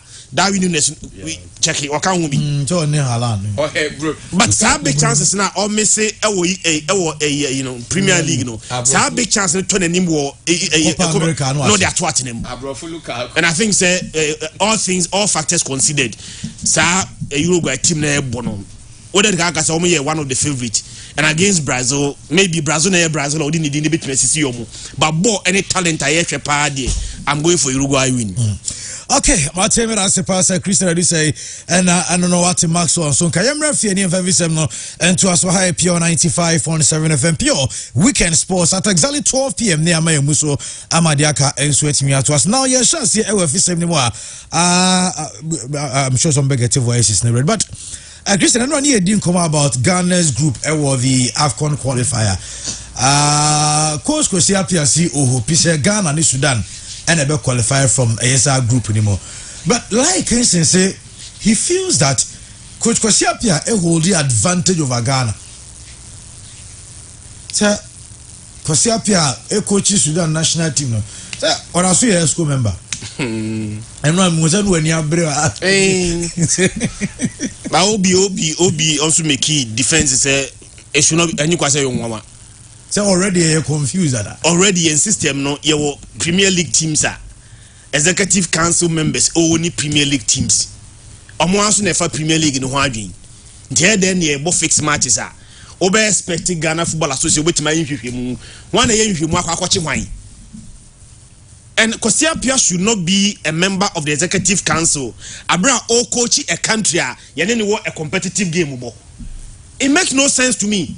Yeah. Because it got to a point and when I make the keys her point we say Ghana and Sudan ebia do Ghana and Sudan ebia na CSA Sudan near qualify for the AFCON say Sudan say no so qualify do I should be able to qualify.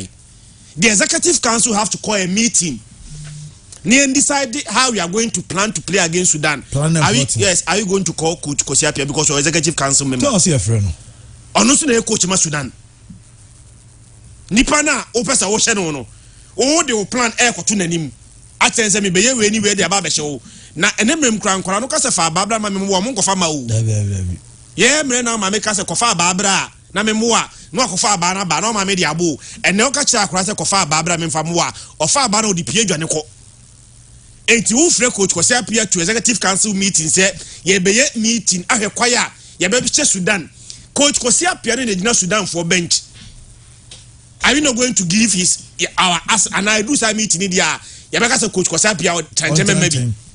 Or maybe say wow, so yeah, he is still an executive council member.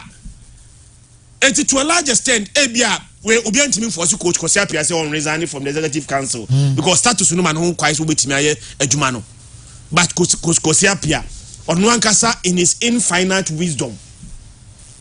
Adwuma na so de back to either say oye kotoko IMC member no Ghana Football Association executive council member SI coach Edema Sudan and the nyuma miensa executive council and the etuom ka o okay say ba say etuom ka be 4,000 Ghana cedis a month am complaining ya say too much but minimum sense sayaba they are paid 4,000 Ghana cedis a month. Coach Kwasiapia ji says kanu abra oye adwuma ma a different country as a coach. And unfortunately for us, Ghana any side team na all coaching no a competitive meeting. Yet let Kwasiapia any Ghana Kumasi Sports Stadium. Ghana's executive council member ebe coaching against Sudan to beat Ghana. Now in the event, on the nipa bia o dream papa no dream boni in the event say ebia here a win against Sudan to qualify. Not naturally yase Sudan. And then Sudan for Beka. And you go Sudan now, what will be the narratives? Say Coach Kwasiapia no cry no, why Ghana and Intina Washada Magana for Washia qualify and Intina qualify. They are going to use it against him. That's why Ghana Nikeki. So why Ghana Nino executive council member, there is no problem. Because we have seen coaches are coach a different team. Ed Akoba against a team of free country free Argentina one coach Uruguay. Nema chelo biasa onya Argentine o share Argentina won Argentina obi bekasa ba ko Argentina onya executive council member of the association so there is no problem. Kwasiapia agent bench no obetia Ghana. He will be a professional job as a coach. But ne allegiance no Ghana efeli say ebeko AFCON na.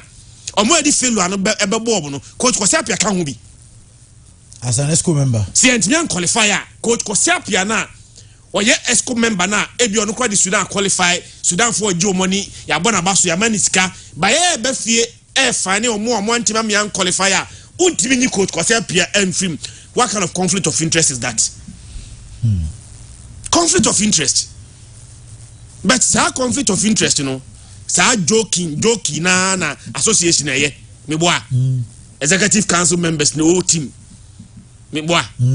Regional association chairman. Ba kokra team ba. Waba. Ghana Waba Premier League. Ghana FA the chief of staff. Onusu team ba. President Nankasa wo team. Vice wo team.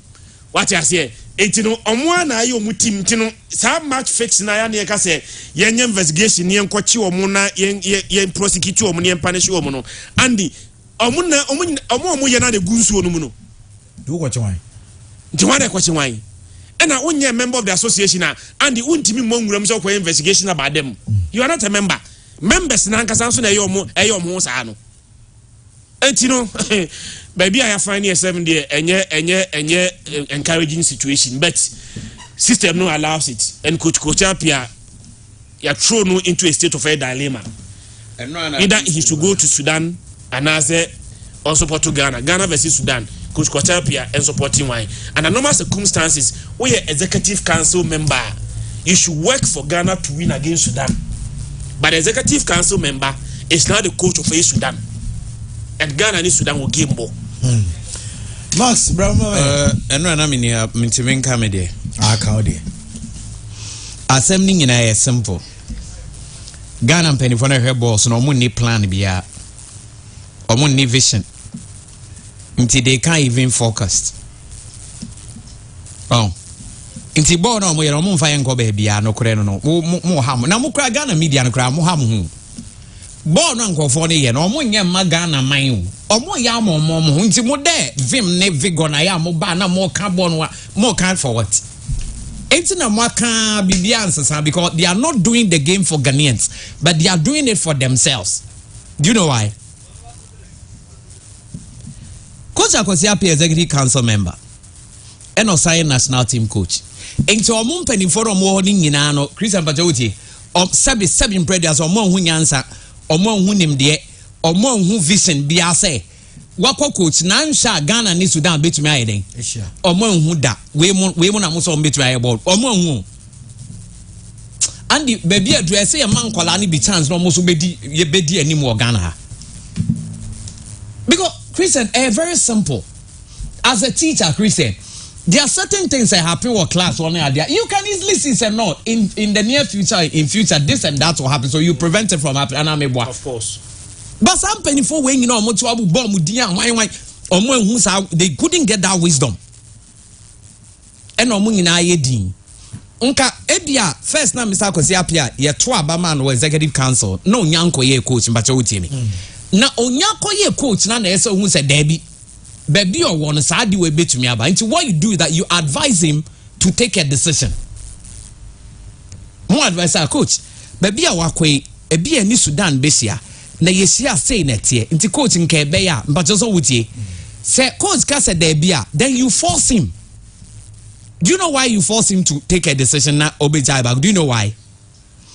Odim say Ghana cross say Sudan. More here say Sudan say Ghana. Chris, you the other way around. Say I cut the last match na Sudan here draw Ghana here win na Ghana say Sudan 4-0 waha why here the Sudanese will even attack him the life crowd be in danger Adamuni Mr. Kwasiapia's life will be in danger there because they might say was said and why because the position to the Wama Ghana show especially when they don't play too well. And even in Nyoma all year on the Senegal results are onya. Na munim said the Kwasiapia so ye or no to the Nyama Ghana football na munim. Enti ya kasa Nyama for Ghana football nya blasters ne Ghana teams nkwa. But say Ghana or coach go Sudan no ne Senegal for Ghana yentumi ni omombo no. No ni omo personal group no leader. No so ya no de Nyama omo de ma Ghana. Enti saade no mo ye no kra ukomu deeper these countries no mo ho no they are putting the coach's life and the career in danger. Enti Mr. Kwesi Appiah nkasa so menim de enti ono so aye din on this because they are putting him in danger.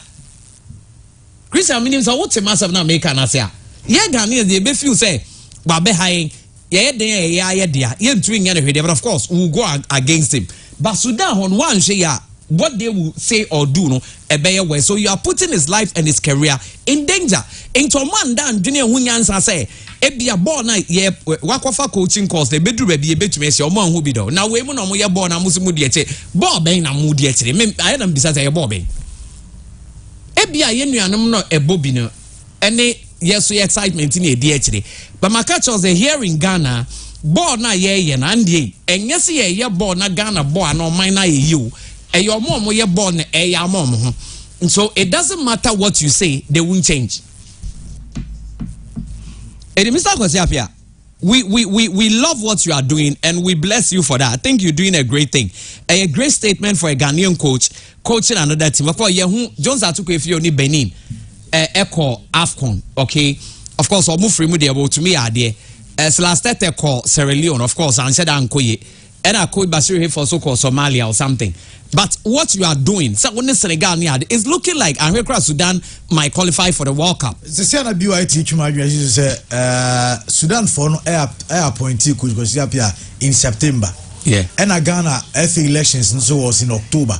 Into the appointments in the bar before the elections. When the elections came, now he has already been appointed. And the crown man here west.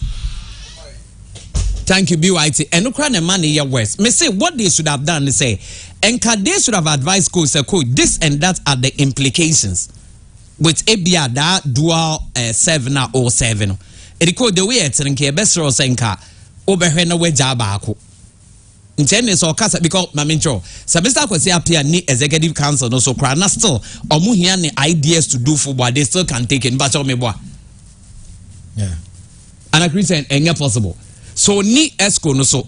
Now still they feel like he has what it takes. So between that dream boy, they still can take it. Consultation. Yeah, exactly the point. Inti Mestre and say, or no so Mr. Kwesi Appiah also no you'll be on pen who I said. Me I did back the pen as say. Or yes, our coach is no money bribe. But what I say, and I'm saying authoritatively. Now some Mr. Kwesi Appiah said last as or you'll be bribe and can send a Ghana for bash and can issues and but on Joe bribe. If even a player wants to give him something to go back at say what they then you don't want to born and make crime with scarce watch and idea. This is how he is. So the honest nature no emam de penasem. But I say Sudan fa but what I say kotokomfa and this out me Ghana football so mfa. Enti adwuma 3 na say 2 mfa da ba ko fa. Enti say ebia concentration na continue 2 ne mfa ne dia. Onhwe no no so njai ba ko. Because I didn't know the national is that Onankasani career cry is being threatened. Because Yemfan say Ghana and Sudan is here the final game. Ebia Sudan needs a draw. Na Ghana needs a win. Nebia Ghana so much. The Sudanese may even say Juma wa enyinano. On because of Ghana in the country, and that will put his your friend is saying the career in jeopardy. So these things should be done. The yes I know did you we might your mom have balls who actually have omo Ferrari and homun's radio to omo found. Well, and the one with the amateur. Okay. Because on so a drummer no yeno. On also share Ghana and Nyamsa, but also what I say. Yakaso Ghana coach and or day Sudan are qualified for World Cup. Ningina and Suyan and Nyamsa ni biani. Okay. Young Toss na any baby jet as Samoja and so to train come na baby jet.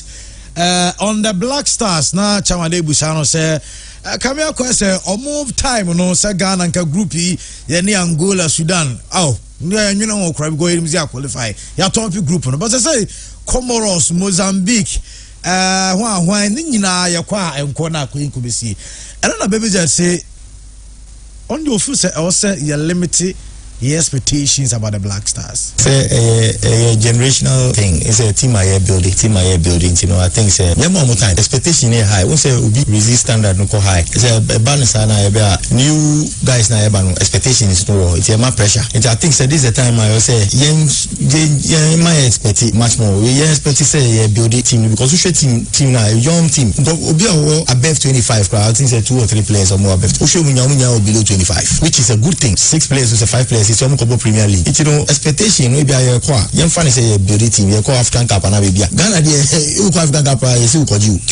I say expect you limit your expectations. Yeah, build it. You can't idea a bonus. We say we do to be the project mount. Say we Charlie coach league. We say first top 5. Expectation of you. Coach league a bonus. What you say? You know, I call say Angola time na call expectation no form because under 24 kwa na dey on call. Now you say but you can't find out you know you limit your expectation to calm things down. I think say performance you know very very important. Say coach you know building the team. Say I need coach or funny players. Then funny say we have 5-year project. Say by 5 years they say to the African Cup. Results in the first early we don't forget about results. Then you share them build the team. Almost 5 years or you budget. By expectation ba your tournament na what you say? Then we be so because maybe time we have a chance. And I mean say but me now every 2 games you say. Okay. Yeah. What you say? You know different. I know baby Jetta Samuel Jan and I didn't come on now. Kwakula because Andy, I saw this coming when Kwesi Appiah was appointed a coach and went on to the ESCO. I sent a message to BKB that conflict of interest will arise one day. Lo and behold, it is in the pipeline. The results will determine his fate. I smell danger. Mami Santoso na baby Jetta Samuel Jan ekasa kakra about the local league, you know. Also, who say low attendance at stadium. So be at the break Ghana Premier League no. Previously, no football people go on football. To call stadium, stadium. I don't think say support enough. Say we call across the football, Bobona, Bobola. Empty stadium.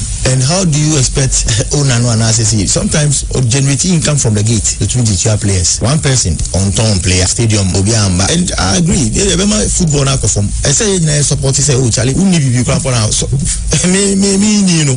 Kotokona minim no masa oba kumasia we lusu ofie crans and oba okwa akra we lusu say ano teams no say omu depend small teams no omu depend on big games say kotoko and some dey generate income kakra they say omu mini stadium omu no omu ni say kotoko for back of file and one person go and omu ni sponsors obi amba on board. So I think say this is the time I say corporate Ghana omu shame because first we say ABC na team bi ni Brewery na we na star but say unya obi a ti o say ehwe na ehwe sa na na football no because we call outsider companies are more corporate teams no sometimes we put a salary na ma ura no so but bon pa say bibia be fine. I know baby Jetta Samuel Jan now Williams Kwabena Bench was say boss if Samuel Jan is saying Ghanaians should lower their expectations on the Black Stars, then the players should lower their wages too. To create balance and fairness. I don't know what is that. What do you apple? What do you ask me? What do you apple? So the crime. And you all say no crane say. Too much is given, much is expected. Exactly. That's why you don't give too much to a fool. Yeah. Because obekwa ko scam. Blasters as my yeke. Say you building a young squad no, and the first time I hear TB new. I build the coin. 2014 World Cup. Yeah, they told us say we are building a young squad. Was it 2014? No, that's 2014. Yeah, Brazil. Yeah, they told us that they are building a young squad, and what was the results? Young squad in a match order. Every time, they keep telling us say we are building a young squad. You lower expectation. Omoka say omo building a young squad in the lower expectation 10 years ago. Young squad by this and mature. Yes, me ntwano. Saaso na kotokofo nso ye de bi omo ye rebuilding. Two way nyina onim de ntia na omo mudi anim na de yeye. Na team na say na supporters trade adwo. Ese so na omo aba say supporters ni ntia. Saaso na Ghana omo de say Christian me ntwano. De etene say mbacha otie me ya. Eduma bia ni mbacha otie. Wo employer no. Who did it? Wo employee no who did it na employer no suffer Christian minim say makani ya je ono afọ we bie na aduma na wafa no ho kire na so ono edi yaw na wa ya afọ aduma no who did it wa aduma no mu ma na be pene and obi be pene sa fe no to nchen asori na pastor de bia wo de who did it na asori ma de bia omu ndid pastors nketo ani ndid a omu sori ntia fe no to nchen wankasa kra na wabobra na de bia who did it na o parents unfi omo a ombe sorenti ano so omo sorenti a omo kromo na de oba wi ase ombe o de ka se ombe sorenti aso omo sorenti a enti de e kan say yenso Ghana the benefit den Blasters ye na yafa mo adwuma muntie Blasters team na ye Ghana na yafa mo enti ye na ye employers no na mo ye employees no what you bring on the table no trophy nothing but de bia sika mo pe bia na ye de mamo no ye nya ne sa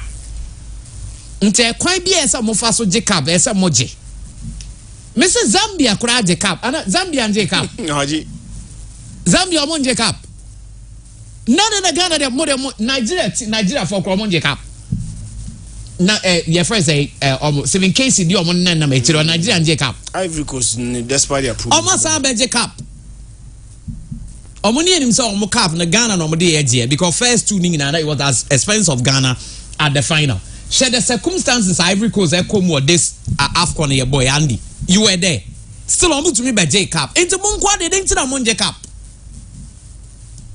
na Ghana so yes ya count no mo je cap no mba cha uje cap your monje musu de bia na mo krokro ma isa akola wa mo school oba no to party ama say why ade say wa bon na officer sa akola no o twa ko dani akola ni ade o school de bia so oba na wa to party ama no oh why ade say wa bon Chris o na teacher ye bibisa out Blasters corner man o na nya hwede we say ye gigi Blasters wo krom ha no omonje cap o be hand omonje cap because ball no mo body ye mo omo say cap no monje de high omo gio na nye na omo ba be bo omo ne hwan Central African Republic etumi kwa akocho 5 billion say enu podo omo nche ndi and the omo san win at $10,000 number that cap intandi de tene say obi anu obebie na adwuma na obefa one di say be na one di udidi adwuma no na why say be na onu nya hwe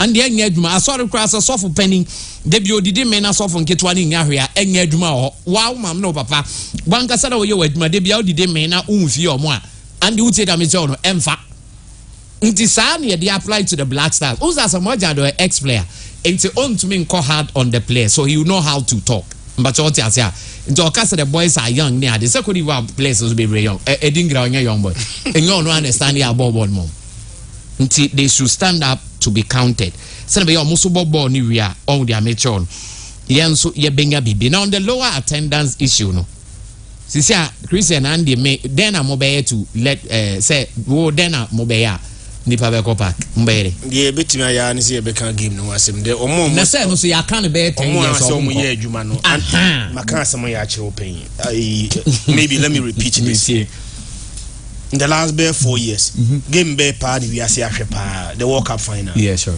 France and Argentina no so ba be 4 billion people watch that game me so pa me enko pe sponsors me enko pe the screen here Champions League commentary no yenye the bet times 5 ni enkanche obi ase e sa be isa game no ba kra be sa mausika and the one where yenye nipa 100 ba be game no yeah because the resource is already known nana yamponsan kasim bi say the integrity of a football game relies on the uncertainty of the resource. Exactly, that makes it competitive though.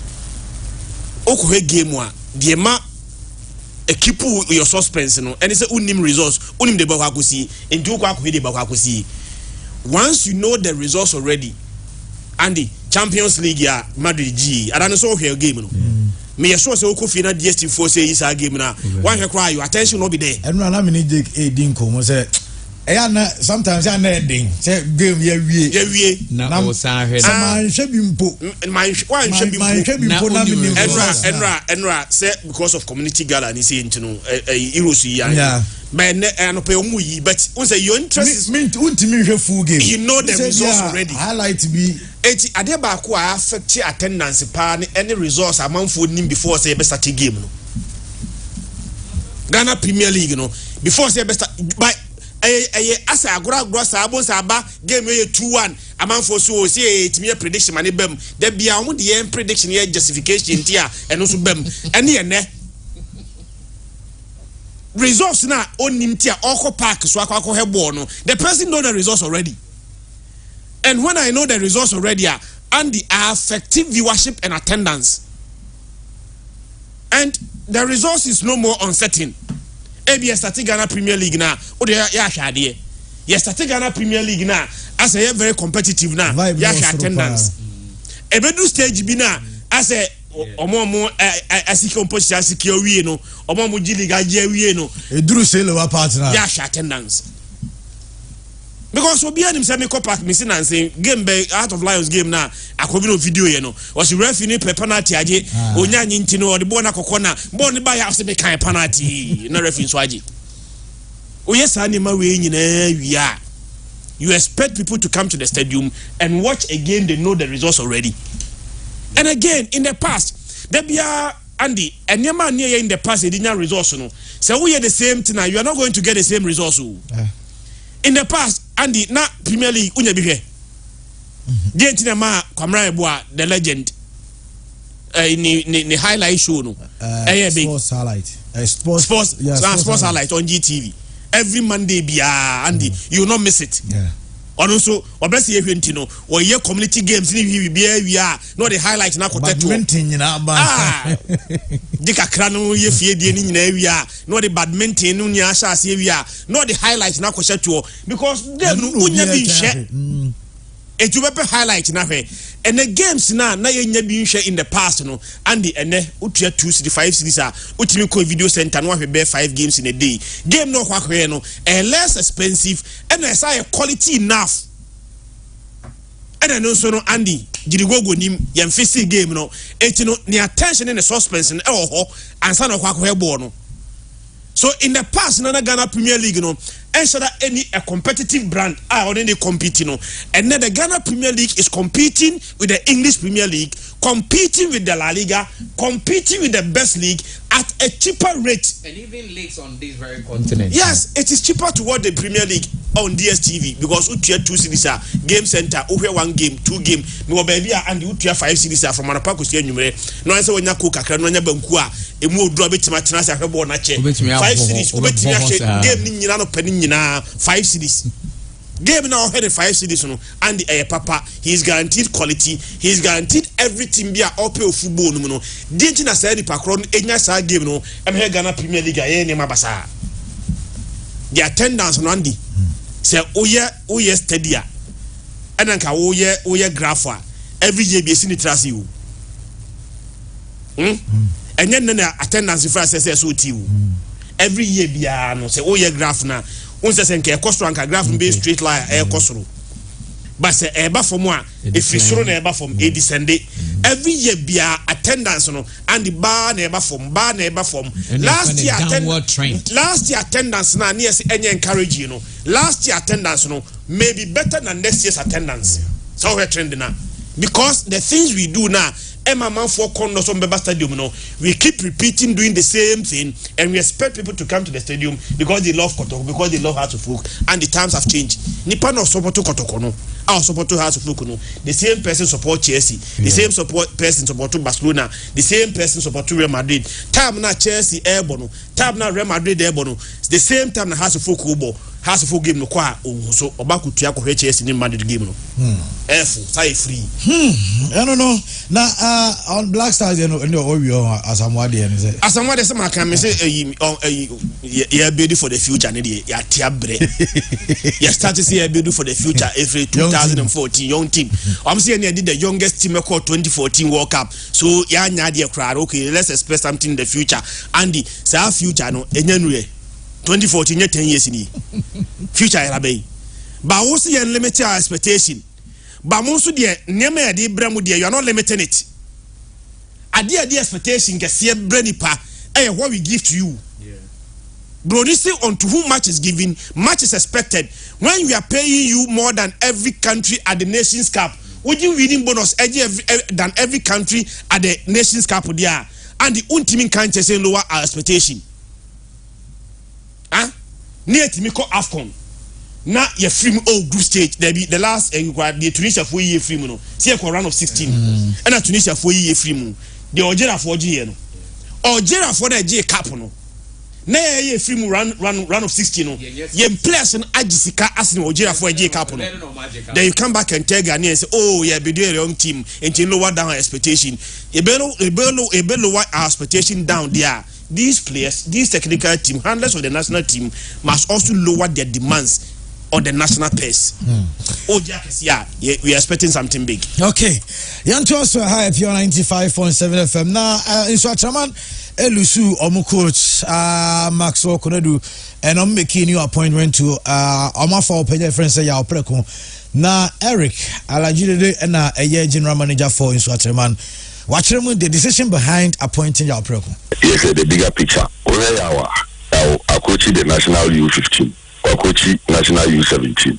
He has been with the national U20 team. So clearly, Oshe sa enyama wenyi na oyobia one youth na eye juma. The can catch us Oshe squad na yona. Ranti ene be 16, 17, 18, and 19. We don't deny players almost in the age category now or no. Hello, coaching. Number 2, we are through Pixel. And he probably intending because he's been all the Premier League radar. Only shooting stars for the Ejuma. Oma Ubunwa is all Full United or a apartment. Now, Kusi Adi, Lawaba. Almost a team called Tom. So, yes, I'm winning na track record in Africa. He took Ifani Uba, Omu in the FA Cup, Ekokobo Confederations Cup. So, on the African front, that gives him some edge in terms of experience. Why Bida or Nigeria, Oba Youth Development, which is your main core target. Yes, I say a better say Lantia. Now I play the video more Esino. I think say you're very, very strong in that area. I was with the U20 team from 2011 until somewhere around 2015 when Valley. So clearly, Ubehu on the Arimzito Yejuma, U17.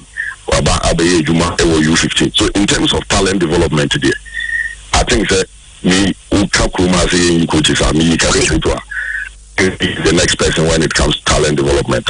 I will put my bet on.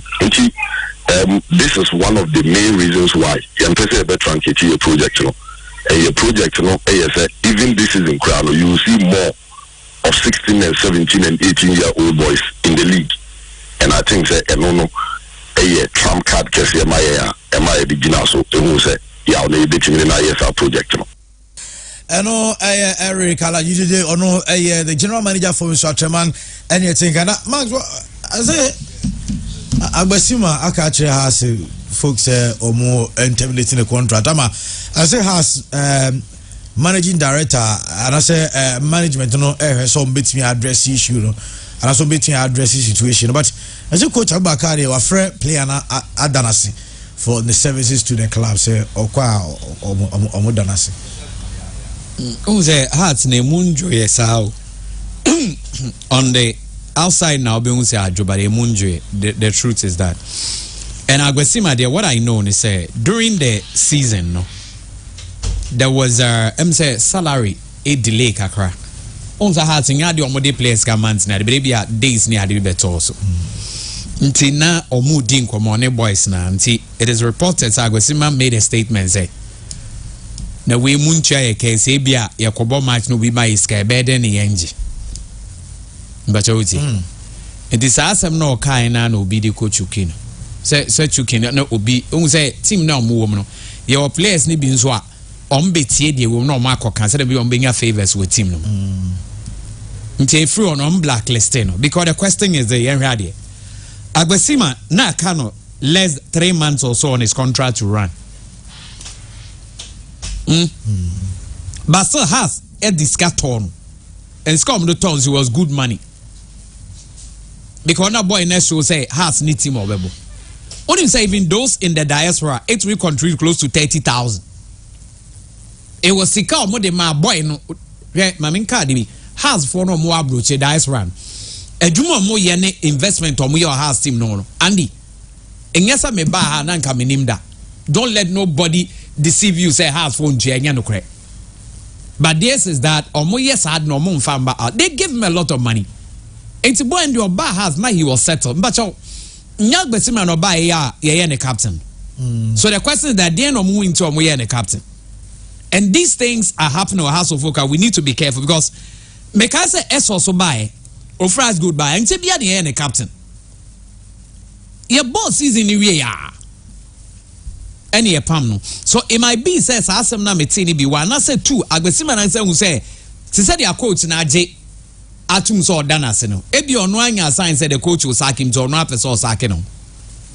Set my own say if you want to sack me, then me and Messa could not quite say I wasn't about me and mutual na me terminating my contract. And the fact that coach na J Atum say Obeko, it means that so stay cry might not be in the plans of the coach. Now, coach in Swaka Assembly say, my players be bring I always have a problem the way the House of Folk coach speaks. I always have a problem. Me feel say ne kasa ne said that nye coach kasa. More like a politician speaking. The only thing is that okay, for players be brave, and as a Hearts will not transfer, they will not transfer less so many players with him, but will make sure say be a few or four be. But they be na they get said they are kotoko I don't get it. And also be more propaganda they be not or decide I don't get it. I so stay because next season a critical point. Say you started league in a first time match and say move 7 hours lose as a coach you ever pam. I require an entire ground of fun with Daniel. And in a 7 okay. Chris say you started season. Na first 10 matches. Say Brony coach the 10th match na me catch the ever pam. Nasa also first 10 matches well lose 7. Devina we so say Brony entire or what are so when you Brony entire obey to find entire. Obey Johnny fast.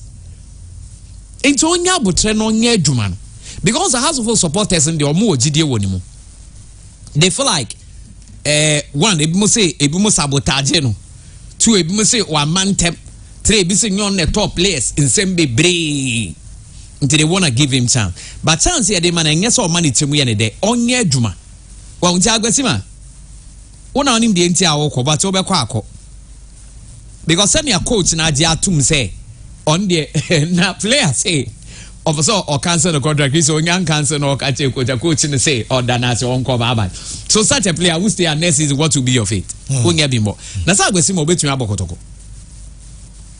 say be a house na anje na kotoko beje no onye bad players how because we also what he did at team but baby ofri no so onye no ho adwuma me dem na sa nkofo ndे no ntumi nya ne sa ho ma we watara break you every code we break we empene enti say mpanifo ne be ka na obe stay back after you heard the next season you heard the over but yes adia their coach na yen I'm afraid onye no nko you say akọ media ma obenyeska go star ska ho meboa samatex ska ho kotoko ska ho ha ska ho ana meboa nti o ye den pe baby ko Matemira say yani arapi apnye di nyina aba na wiye ene ewo dwumadi ne so na Bezis kakra honme will say the famous sana ya make you way for the next program but happy birthday Kodiyama Inspector Ali Mariama or Asqua Police District from Ukuno Mr. Kufi Eje Sikapa or say young wish you a happy birthday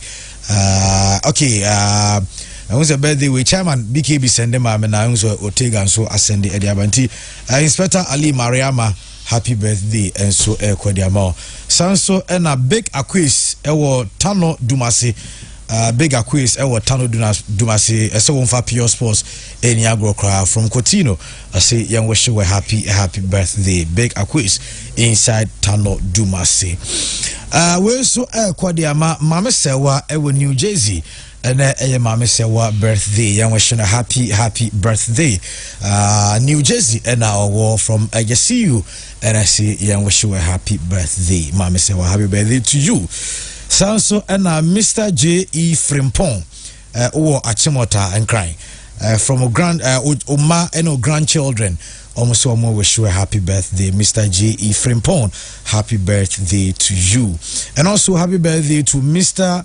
Akwesi Apia Sa Kodie or Bradford ewe UK we free Benjamin Owusu the Crusader and also wish you a happy birthday Mr. Akwesi Apia Sa Kodie happy birthday to you and happy birthday to Lyrica from Madam for Enoch and also wish you a happy birthday to so no happy birthday enko enfama.